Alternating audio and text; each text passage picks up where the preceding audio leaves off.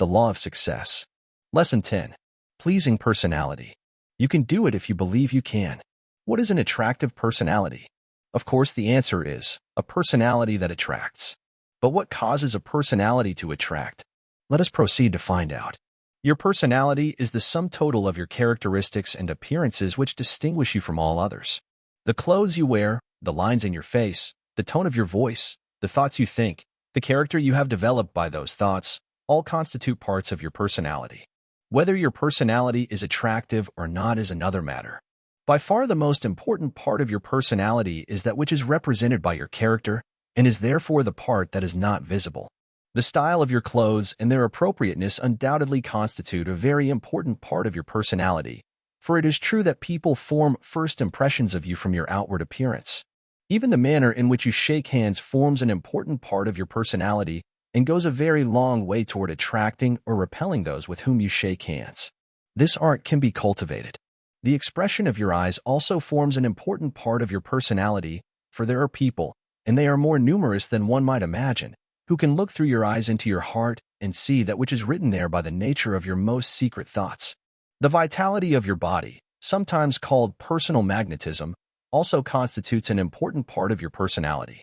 Now let us proceed to arrange these outward mediums through which the nature of our personality is expressed, so that it will attract and not repel. There is one way in which you can so express the composite of your personality that it will always attract, even though you may be as homely as the circus fat woman, and this is by taking a keen hard interest in the other fellow's game in life. Let me illustrate exactly what is meant by relating an incident that happened some years ago, from which I was taught a lesson in master salesmanship. One day an old lady called at my office and sent in her card with a message saying that she must see me personally. No amount of coaxing by secretaries could induce her to disclose the nature of her visit. Therefore, I made up my mind that she was some poor old soul who wanted to sell me a book, and remembering that my own mother was a woman, I decided to go out to the reception room and buy her book, whatever it might be. Please follow every detail thoughtfully, for you, too, may learn a lesson in master salesmanship from this incident. As I walked down the hallway from my private office, this old lady, who was standing just outside of the railing that led to the main reception room, began to smile. I had seen many people smile, but never before had I seen one who smiled so sweetly as did this lady. It was one of those contagious smiles, because I caught the spirit of it and began to smile also. As I reached the railing, the old lady extended her hand to shake hands with me. Now, as a rule, I do not become too friendly on first acquaintance when a person calls at my office, for the reason that it is very hard to say no if the caller should ask me to do that which I do not wish to do. Hi, my name's Dart. I'm the person behind these videos. Please like and subscribe, and if you haven't already, be sure to sign up for the playlist so you can hear this book in its entirety. Now back to the book. However, this dear old lady looked so sweetly innocent and harmless that I extended my hand and she began to shake it. Whereupon, I discovered that she not only had an attractive smile, but she also had a magnetic handshake. She took hold of my hand firmly, but not too firmly, and the very manner in which she went about it telegraphed the thought to my brain that it was she who was doing the honors. She made me feel that she was really and truly glad to shake my hand, and I believe that she was. I believe that her handshake came from the heart as well as from the hand. I have shaken hands with many thousands of people during my public career, but I do not recall having ever done so with anyone who understood the art of doing it as well as this old lady did. The moment she touched my hand, I could feel myself slipping, and I knew that whatever it was that she had come after, she would go away with it, and that I would aid and abet her all I could toward this end. In other words, that penetrating smile and that warm handshake had disarmed me and made me a willing victim. At a single stroke, this old lady had shorn me of that false shell into which I crawl when salesmen come around selling, or trying to sell, that which I do not want. To go back to an expression which you found quite frequently in previous lessons of this course, this gentle visitor had neutralized my mind and made me want to listen.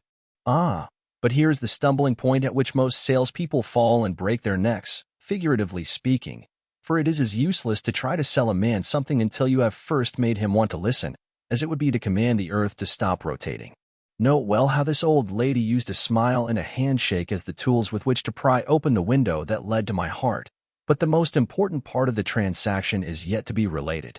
Slowly and deliberately, as if she had all the time there was in the universe, which she did have, as far as I was concerned at that moment, the old lady began to crystallize the first step of her victory into reality by saying, "I just came here to tell you, what seemed to me to be a long pause, that I think you are doing the most wonderful work of any man in the world today."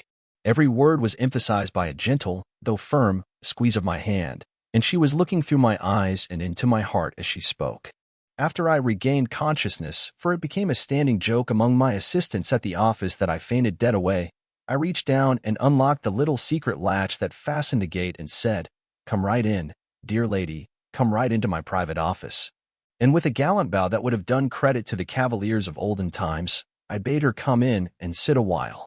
As she entered my private office, I motioned her to the big easy chair back of my desk while I took the little hard-seated chair which, under ordinary circumstances, I would have used as a means of discouraging her from taking up too much of my time. For 3/4 of an hour I listened to one of the most brilliant and charming conversations I have ever heard, and my visitor was doing all of the conversing. From the very start she had assumed the initiative and taken the lead, and, up to the end of that first 3/4 of an hour, she found no inclination, on my part, to challenge her right to it. I repeat, lest you did not get the full import of it, that I was a willing listener. Now comes the part of the story which would make me blush with embarrassment, if it were not for the fact that you and I are separated by the pages of this book. But I must summon the courage with which to tell you the facts because the entire incident would lose its significance if I failed to do this. As I have stated, my visitor entranced me with brilliant and captivating conversation for 3/4 of an hour. Now, what do you suppose she was talking about all that time? No, you are wrong. She was not trying to sell me a book, nor did she once use the personal pronoun I. However, she was not only trying, but actually selling me something, and that something was myself. She had no sooner been seated in that big cushioned chair than she unrolled a package which I had mistaken for a book that she had come to sell me, and sure enough, there was a book in the package, in fact, several of them. For she had a complete year's file of the magazine of which I was then editor, Hill's Golden Rule.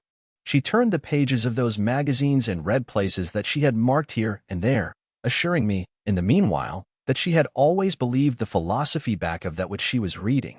Then, after I was in a state of complete mesmerism and thoroughly receptive, my visitor tactfully switched the conversation to a subject which, I suspect, she had in mind to discuss with me long before she presented herself at my office. But, and this is another point at which most salespeople blunder, had she reversed the order of her conversation and begun where she finished, the chances are that she never would have had the opportunity to sit in that big easy chair. During the last 3 minutes of her visit, she skillfully laid before me the merits of some securities that she was selling. She did not ask me to purchase, but the way in which she told me of the merits of the securities, plus the way in which she had so impressively told me of the merits of my own game, had the psychological effect of causing me to want to purchase, and, even though I made no purchase of securities from her, she made a sale, because I picked up the telephone and introduced her to a man to whom she later sold more than 5 times the amount that she had intended selling me. If that same woman, or another woman, or a man, who had the tact and personality that she possessed, should call on me, I would again sit down and listen for 3/4 of an hour. We are all human, and we are all more or less vain. We are all alike in this respect. We will listen with intense interest to those who have the tact to talk to us about that which lies closest to our hearts, and then, out of a sense of reciprocity, we will also listen with interest when the speaker finally switches the conversation to the subject which lies closest to his or her heart, and, at the end, we will not only sign on the dotted line, but we will say, "What a wonderful personality." In the city of Chicago, some years ago, I was conducting a school of salesmanship for a securities house which employed more than 1,500 salespeople. To keep the ranks of that big organization filled, we had to train and employ 600 new salespeople every week. Of all the thousands of men and women who went through that school, there was but one man who grasped the significance of the principle I am here describing, the first time he heard it analyzed. This man had never tried to sell securities and frankly admitted, when he entered the salesmanship class, that he was not a salesman. Let's see whether he was or not. After he had finished his training, one of the star salesmen took a notion to play a practical joke on him, believing him to be a credulous person who would believe all that he heard. So this star gave him an inside tip as to where he would be able to sell some securities without any great effort. This star would make the sale himself, so he said, but the man to whom he referred as being a likely purchaser was an ordinary artist who would purchase with so little urging that he, being a star, did not wish to waste his time on him.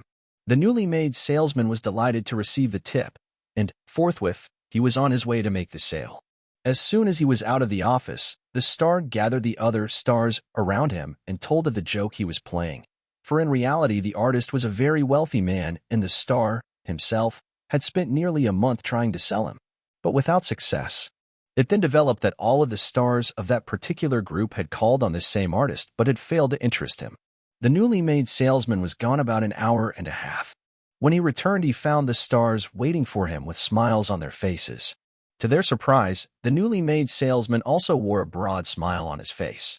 The stars looked at each other inquiringly, for they had expected that this green man would not return in a joyful mood.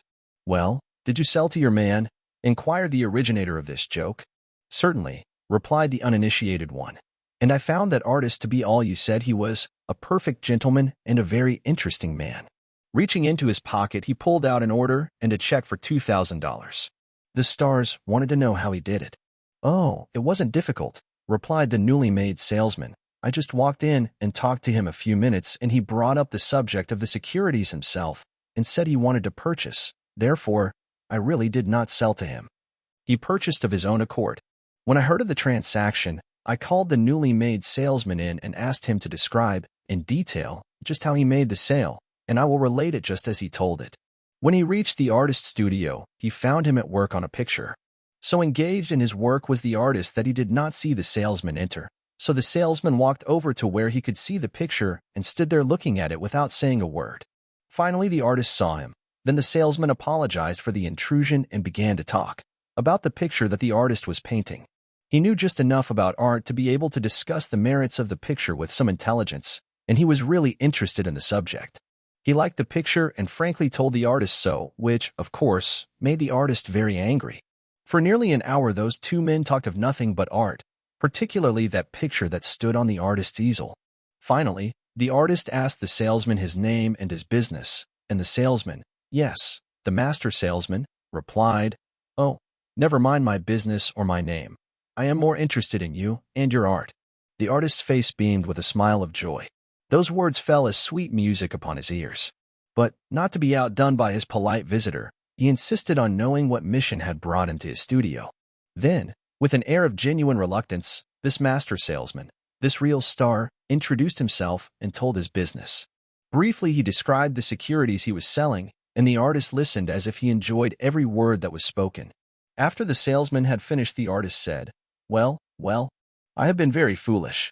Other salesmen from your firm have been here trying to sell me some of those securities, but they talked nothing but business. In fact, they annoyed me so that I had to ask one of them to leave. Now let me see.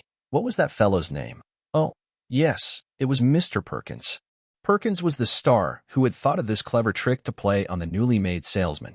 But you present the matter so differently, and now I see how foolish I have been, and I want you to let me have $2,000 worth of those securities. Think of that. You present the matter so differently. And how did this newly made salesman present the matter so differently? Putting the question another way, what did this master salesman really sell that artist? Did he sell him securities? No. He sold him his own picture, which he was painting on his own canvas. The securities were but an incident. Don't overlook this point.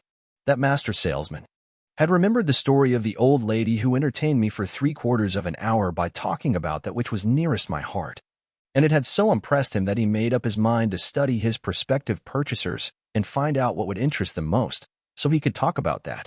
This green, newly made salesman earned $7,900 in commissions the first month he was in the field, leading the next highest man by more than double.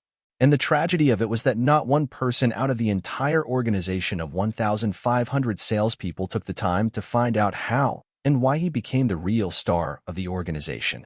A fact which I believe fully justifies the rather biting reprimand suggested in Lesson 9, to which you may have taken offense. A Carnegie, or a Rockefeller, or a James J. Hill, or a Marshall Field accumulates a fortune through the application of the self-same principles that are available to all the remainder of us. But we envy them their wealth without ever thinking of studying their philosophy and appropriating it to our own use. We look at a successful man in the hour of his triumph and wonder how he did it, but we overlook the importance of analyzing his methods, and we forget the price he had to pay in careful, Well, organized preparation which had to be made before he could reap the fruits of his efforts. Throughout this course on the law of success, you will not find a single new principle. Every one of them is as old as civilization itself, yet you will find but few people who seem to understand how to apply them. The salesman who sold those securities to that artist was not only a master salesman, but he was a man with an attractive personality. He was not much to look at. Perhaps that is why the star conceived the idea of playing that cruel joke on him. But even a homely person may have a very attractive personality in the eyes of those whose handiwork he has praised. Of course, there are some who will get the wrong conception of the principle I am here trying to make clear, by drawing the conclusion that any sort of cheap flattery will take the place of genuine heart interest. I hope that you are not one of these. I hope that you are one of those who understand the real psychology upon which this lesson is based, and that you will make it your business to study other people closely enough to find something about them or their work that you really admire. Only in this way can you develop a personality that will be irresistibly attractive. Cheap flattery has just the opposite effect to that of constituting an attractive personality. It repels instead of attracting. It is so shallow that even the ignorant easily detect it. Perhaps you have observed, and if you have not, I wish you to do so, that this lesson emphasizes at length the importance of making it your business to take a keen interest in other people and in their work, business, or profession. This emphasis was by no means an accident. You will quickly observe that the principles upon which this lesson is based are very closely related to those which constitute the foundation of Lesson 6 on imagination. Also, you will observe that this lesson is based upon much the same general principles as those which form the most important part of Lesson 13 on cooperation. Let us here introduce some very practical suggestions as to how the laws of imagination, cooperation, and pleasing personality may be blended or coordinated to profitable ends through the creation of usable ideas. Every thinker knows that ideas are the beginning of all successful achievement. The question most often asked, however, is, how can I learn to create ideas that will earn money? In part, we will answer this question in this lesson by suggesting some new and novel ideas, any of which might be developed and made very profitable by almost anyone in practically any locality. Idea number 1. The World War has deprived Germany of her enormous trade in toys. Before the war, we bought most of our toys from Germany. We are not likely to buy any more toys from German manufacturers in our time, or for a long while afterward. Toys are in demand, not alone in the United States, but in foreign countries, many of which will not buy toys from Germany. Our only competitor is Japan, and her toys are of so poor a quality that her competition means nothing. But what sort of toys shall I manufacture, and where will I get the capital with which to carry on the business, you will ask. First, go to a local toy dealer and find out just which class of toys sells most rapidly. If you do not feel competent to make improvements on some of the toys now on the market, advertise for an inventor with an idea for a marketable toy, and you will soon find the mechanical genius who will supply this missing link in your undertaking. Have him make you a working model of just what you want, then go to some small manufacturer, woodworker, machine shop, or the like, and arrange to have your toys manufactured. You now know just what your toy will cost, so you are ready to go to some big jobber, wholesaler, or distributor and arrange for the sale of your entire product. If you are an able salesman, you can finance this whole project on the few dollars required with which to advertise for the inventor. When you find this man, you can probably arrange with him to work out a model for you during his spare evening hours, with a promise that you will give him a better job when you are manufacturing your own toys.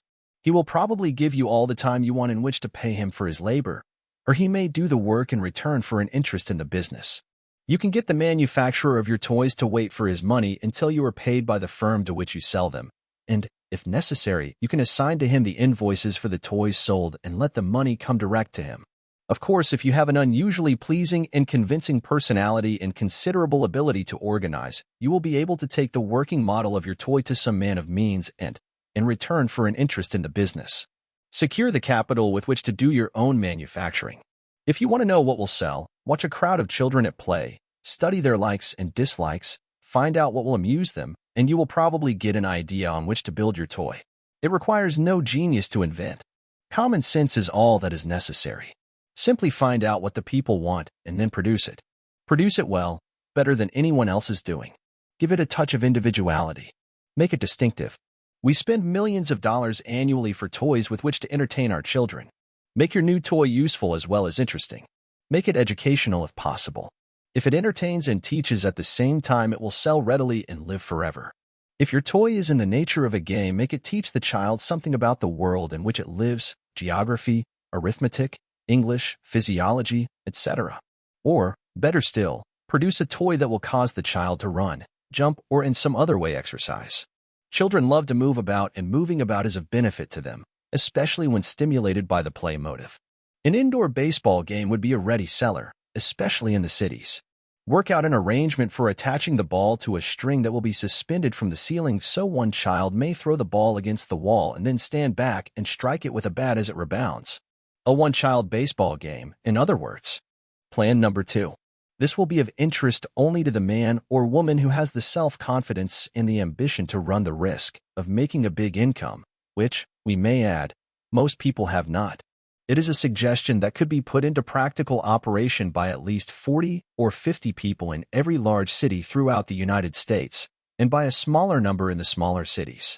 It is intended for the man or woman who can write or will learn to write advertising copy, sales literature, follow-up letters, collection letters, and the like, using the ability to write which we will suppose that you possess.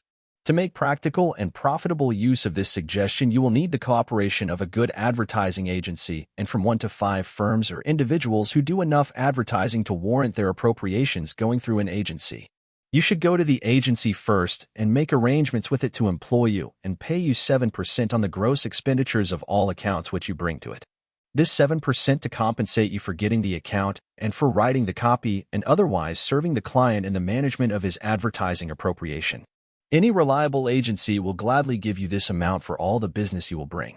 Then you go to a firm or individual whose advertising account you wish to handle and say in effect that you wish to go to work without compensation. Tell what you can do and what you intend to do for that particular firm that will help it sell more goods. If the firm employs an advertising manager, you are to become virtually his assistant without pay, on one condition, namely, that the advertising appropriation is to be placed through the agency with which you have the connection. Through this arrangement, the firm or individual whose account you thus secure will get the benefit of your personal services without cost and pay no more for placing its advertising through your agency than it would through any other.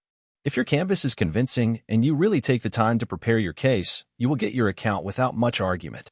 You can repeat this transaction until you have as many accounts as you can handle advantageously, which, under ordinary conditions, will be not more than 10 or 12. Probably less if one or more of your clients spends upwards of $25,000 a year in advertising.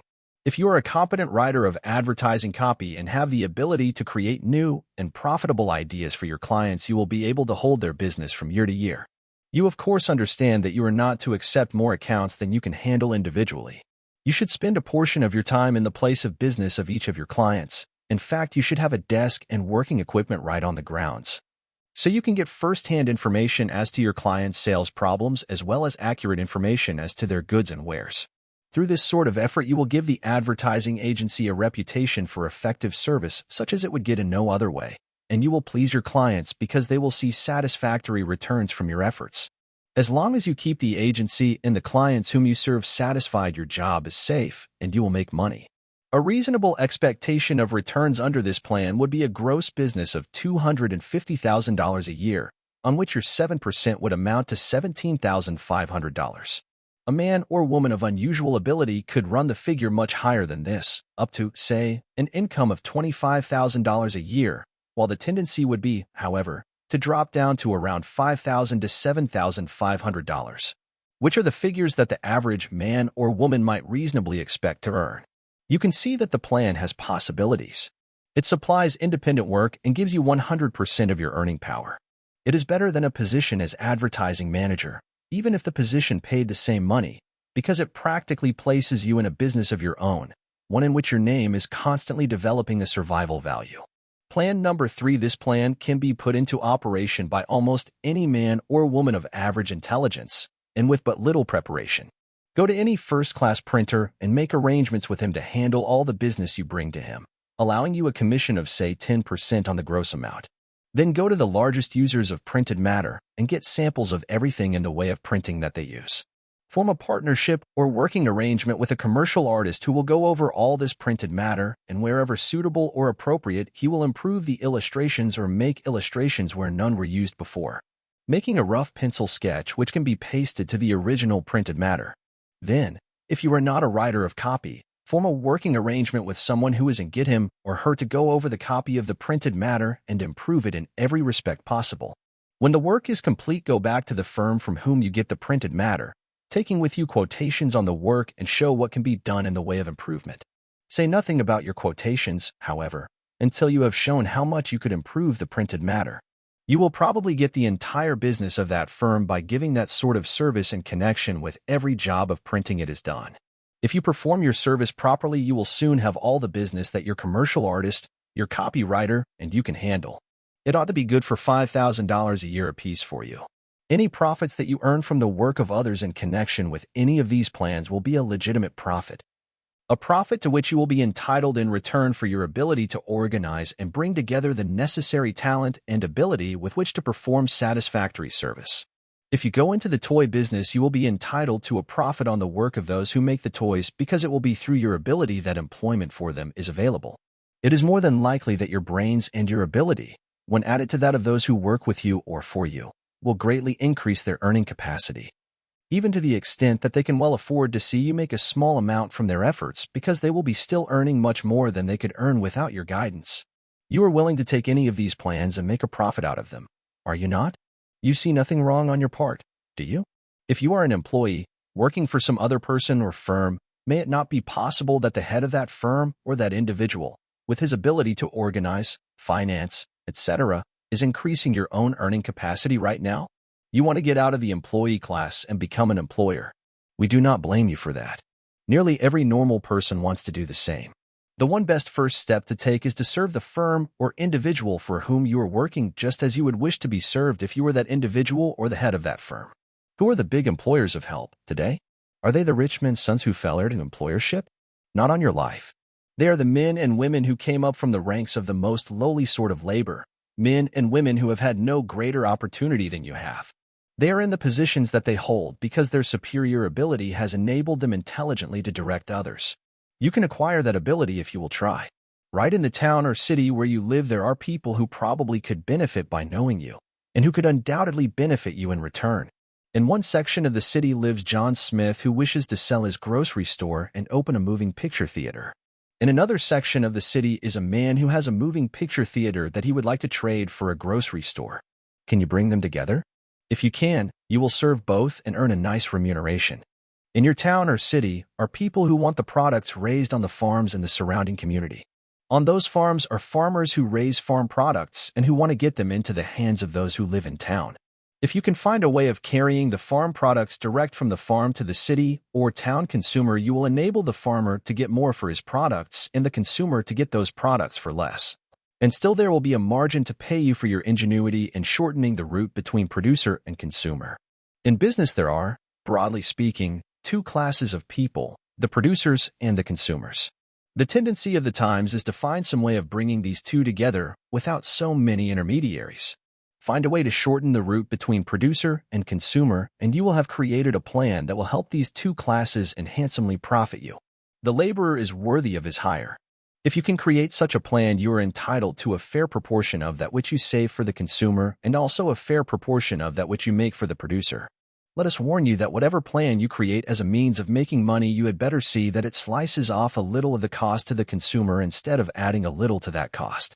The business of bringing producer and consumer together is a profitable business when it is conducted fairly to both, and without a greedy desire to get all there is in sight. The American public is wonderfully patient with profiteers who impose upon it, but there is a pivotal point beyond which even the shrewdest of them dare not go.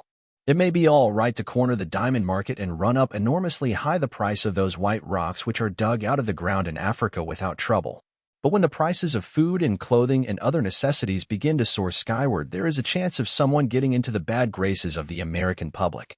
If you crave wealth and are really brave enough to shoulder the burdens which go with it, reverse the usual method of acquiring it by giving your goods and wares to the world at the lowest possible profit you can afford instead of exacting all that you can with safety. Ford has found it profitable to pay his workers, not as little as he can get them for, but as much as his profits will permit. He has also found it profitable to reduce the price of his automobile to the consumer, while other manufacturers, many of whom have long since failed, continued to increase their price.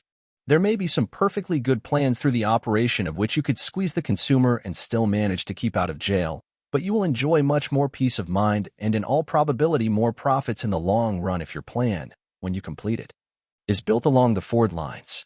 You have heard John D. Rockefeller abused considerably, but most of this abuse has been prompted by sheer envy upon the part of those who would like to have his money but who haven't the inclination to earn it. Regardless of your opinion of Rockefeller, do not forget that he began as a humble bookkeeper and that he gradually climbed to the top in the accumulation of money because of his ability to organize and direct other and less able men intelligently. This author can remember when he had to pay 25 cents for a gallon of lamp oil and walk 2 miles through the hot sun and carry it home in a tin can in the bargain. Now, Rockefeller's wagon will deliver it at the back door, in the city, or on the farm, at a little over half that sum. Who has a right to begrudge Rockefeller his millions as long as he has reduced the price of a needed commodity? He could just as easily have increased the price of lamp oil to $50, but we seriously doubt that he would be a multimillionaire today if he had done so. There are a lot of us who want money, but 99 out of every 100 who start to create a plan through which to get money give all their thought to the scheme through which to get hold of it, and no thought to the service to be given in return for it. A pleasing personality is one that makes use of imagination and cooperation. We have cited the foregoing illustrations of how ideas may be created to show you how to coordinate the laws of imagination, cooperation, and a pleasing personality. Analyze any man who does not have a pleasing personality, and you will find lacking in that man the faculties of imagination and cooperation also.